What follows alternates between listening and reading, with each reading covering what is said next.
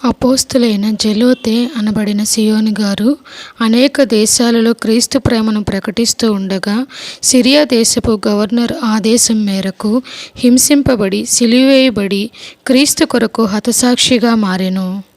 అపోస్తలుడైన యాకోబు గారు తాను చనిపోవుటకు కొనిపోబడుతున్న సమయంలో యుద్ధంలో గెలిచిన వీరుని వలె ఉత్సాహంగా బహు సంతోషంగా వధింపబడే స్థలానికి చేరుకొని శిరచ్ఛేదనం చేయబడి క్రీస్తు కొరకు హతసాక్షిగా మారెను.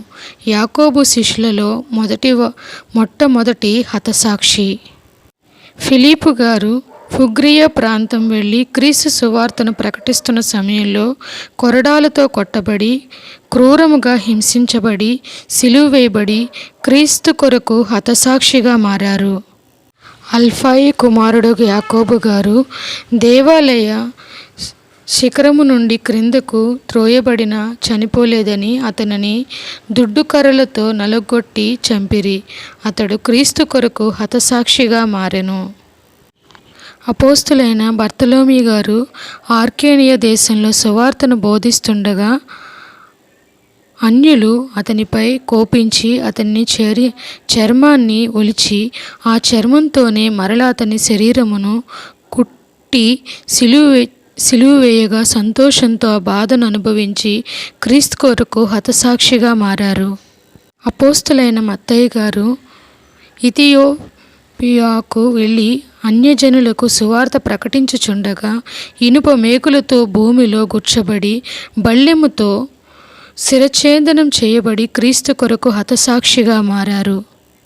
అపోస్తలుడైన తద్దయి గారు ఆర్కేనియా ప్రాంతంలో క్రీస్తు ప్రేమ సువార్తను ప్రకటించుచుండగా కర్రలతో కట్టి సిలువకు వ్రేలాడదీయగా తన ప్రాణాలను పణంగా పెట్టి క్రీస్తు కొరకు హతసాక్షిగా మారారు.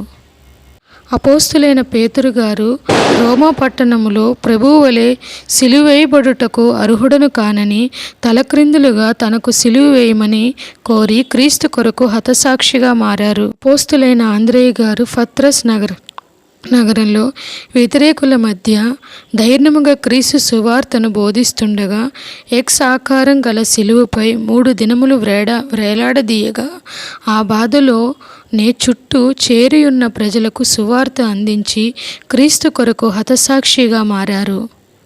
అపోస్తలుడైన పౌలు గారు రోమా పట్టణంలో 2సారి చెరసాలలో బంధింపబడి శిక్ష అనుభవించి శిరచ్ఛేదనం చేయబడి క్రీస్తు కొరకు హతసాక్షిగా మారారు.